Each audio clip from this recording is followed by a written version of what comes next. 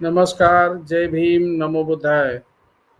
साथियों, भारत में बीजेपी इस समय एक बुरे दौर से गुजर रही है। बुरे दौर अर्थात बीजेपी की प्रवक्ता, राष्ट्रीय प्रवक्ता मैडम नूपुर शर्मा द्वारा पैगंबर मोहम्मद साहब पर की गई टिप्पणी के विरोध में पूरे भारत ही नहीं, दुनिया के तमाम 50 से अधिक इस्लामिक कंट्रीज और यहाँ तक कि अब यूनाइटेड नेशन में भी ये मामला जोरों पे गर्म हो रहा है। साथियों, ये बीजेपी के गले की हड्डी बन गया है ये मामला। ना उगलते बन रहा है और ना निगलते बन रहा है। नूपुर शर्मा के विरुद्ध कुछ धाराओं में दिल्ली में एफआईआर जरूर हुई है। खाली नूपुर शर्मा नहीं, जिस टीवी चैनल में नूपुर शर्मा जी का ये इंटरव्यू, ये डिबेट चल रही थी, उसमें और जितने लोग भागीदार थे और जो लोग बैठे हुए थे, वो चाहे बीजेपी के खिलाफ बात कर रहे हो या कुछ भी कर रहे हो, उन सबके विरुद्ध भी एफआईआर की गई है। अब वो उन सबके विरुद्ध एफआईआर करना, नूपुर शर्मा के विरुद्ध एफआईआर करना, और दिल्ली पुलिस जो केंद्र सरकार के अधिकार क्षेत्र में आती है, दिल्ली पुलिस द्वारा एक्शन लिया जाना है। कई दिन हो गए हैं, अभी कोई एक्शन तो नहीं लिया गया। दिल्ली में उनको गिरफ्तार करना कोई मुश्किल नहीं है, लेकिन पहले लोगों को ये पता नहीं है कि आखिर नूपुर शर्मा है कौन। तो साथियों, नूपुर शर्मा बीजेपी की राष्ट्रीय प्रवक्ता हैं, ये बात सबको पता है, लेकिन एबीवीपी की भी प्रवक्ता हैं, उसकी सदस्य हैं, ये बहुत कम लोगों को पता है। और नूपुर शर्मा ये भी कहती हैं कि बीजेपी से पहले वो,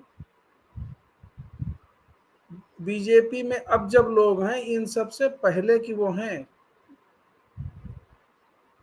एबीवीपी जो है वो आज़ादी के बाद 1949 में बनी थी, और आरएसएस या बीजेपी का गठन तो 1982 में हुआ है। तो वो अपने को सबसे सीनियर,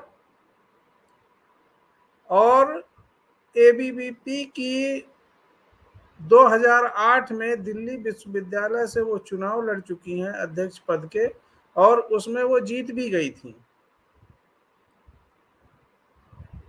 अखिल भारतीय विद्यार्थी परिषद बीजेपी का एक कोर संगठन है।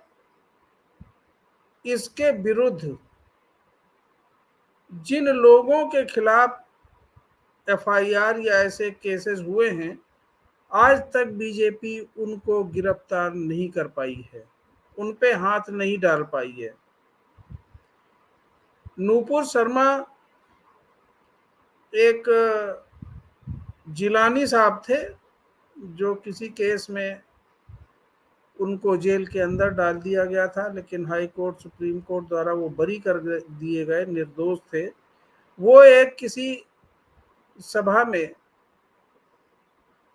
शिरकत कर रहे थे, उसमें ये भी थी, और उसी सभा में नूपुर शर्मा ने जिलानी के मुंह पे थूक दिया था। चाहे एफआईआर हुई, जो कुछ भी हुआ, कोई एक्शन नहीं हुआ, सरकार की हिम्मत नहीं पड़ी। ये वही नूपुर शर्मा है जिन्होंने पैगंबर मोहम्मद साहब के विषय में टिप्पणी की है। दुनिया के तमाम इस्लामिक कंट्रीज में इस बात का लोगों को एक उनमें ये प्रचलन है कि अल्लाह के विषय में तो आप कुछ भी कह सकते हैं, कोई भी कह सकता है या अल्लाह तूने मेरे साथ क्या किया, मेरा ये कर दिया वो कर दिया, लेकिन उनके मान्यता के अनुसार पैगंबर हजरत मोहम्मद साहब के विषय में आपको अपनी जबान बंद रखनी पड़ेगी। यहाँ पर नूपुर शर्मा से या बीजेपी जो नूपुर शर्मा को अच्छी तरह से ट्रेनिंग देकर उनको प्रवक्ता बनाया है, हवा में उड़ गया, ये आगे आ गया मगर उल्टा पड़ गया। ये कोई छोटा मोटा मुद्दा नहीं था या अनायास ही नहीं है, ये कहीं ना कहीं जरूर कोई ना कोई इसके पीछे षड्यंत्र था। और बीजेपी अब क्या करती है, गिरफ्तार करती है, एफआईआर करती है, क्योंकि अगर अंतर्राष्ट्रीय स्तर पर ये मामला चाहे यूएन में चाहे जहां पहुंच गया है तो ये एक्शन या जिस कारण से ये घटनाएं घट रही हैं देश में भी, रोज जुम्मे वाले दिन फ्राइडे को भी कई जगह हिंसक वारदातें हुई, उन्हें गिरफ्तार कर लिया जा रहा है, उनके खिलाफ कार्रवाई हो रही है, चाहे प्रयागराज में हो, चाहे रांची में हो, चाहे जहां भी हो, लेकिन जिसके कारण ये हुआ, ये इस तरह की घटनाएं घट रही हैं, उस पर कोई एक्शन नहीं हो रहा।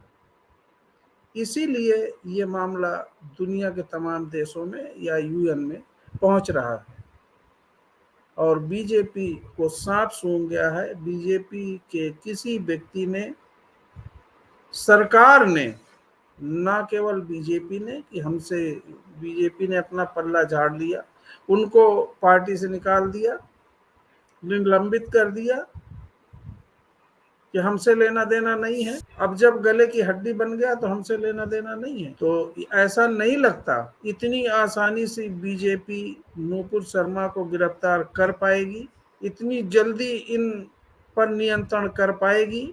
उन्हें लग रहा है कि इसका उन्हें बेनिफिट मिल रहा है, बेनिफिट मिलेगा, लेकिन ये मामला कोई साधारण मामला नहीं है।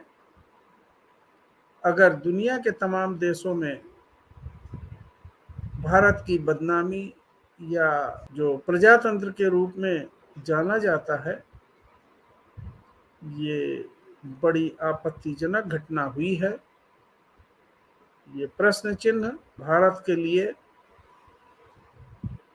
इसका उत्तर खोजना अति आवश्यक है। इस पे सख्त एक्शन लिए बिना भारत इससे बच नहीं सकता। जय भीम, नमो बुद्ध।